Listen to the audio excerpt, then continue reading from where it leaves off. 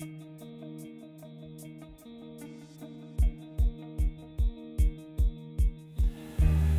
everybody, welcome back to Hope and Freedom, the video series where I'm walking alongside you through difficult financial times to help you find hope for today and freedom for tomorrow.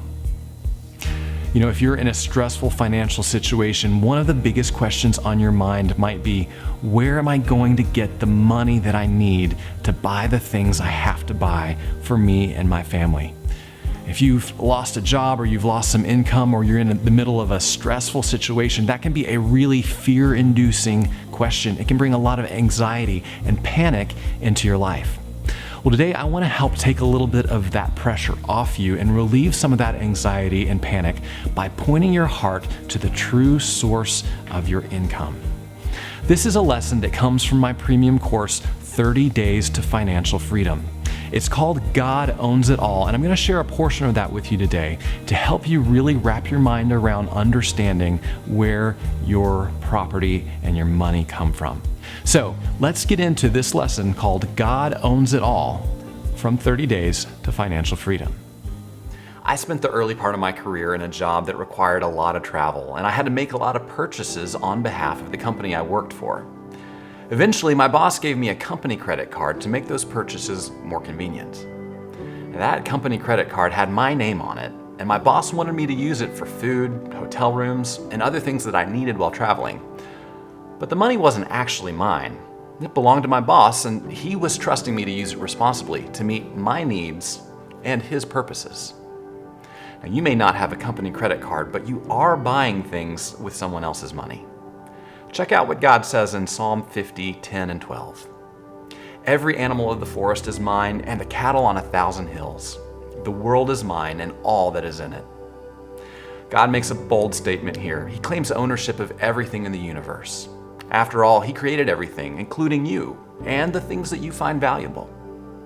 In other words, God owns it all. Your money, your resources, your possessions, they all belong to Him.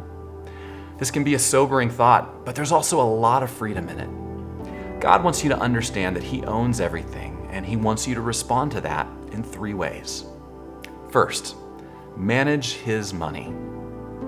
Everything you have is a resource God has given you to manage on His behalf. If you had a company credit card, you'd be careful about how you spent your boss's money. And the same is true of your personal finances. You should strive to use God's money responsibly. When you understand that your money really belongs to God, you'll handle it differently. Second, pursue His purposes. God gives you money to help you accomplish things He wants for your life. You have a duty to fulfill, a dream to accomplish, and a difference to make. The things you do with the money you have will determine your success in achieving what God made you for. And third, rest in His riches. God doesn't just own everything you have, He owns everything in the world. He has infinite resources at His disposal. So if you're going through a job loss, facing a stack of bills, or dealing with some other financial stress, you can rest assured that God has the wealth you need to deal with any challenge. Well, I hope you found some encouragement and some inspiration in that lesson.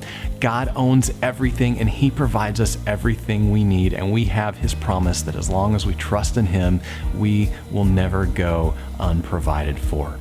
Now, in our next lesson, we're going to look at God's plan to rescue us from our desperate situation and put us on firm financial footing. You won't want to miss it. But until then, remember this: freedom starts in your heart.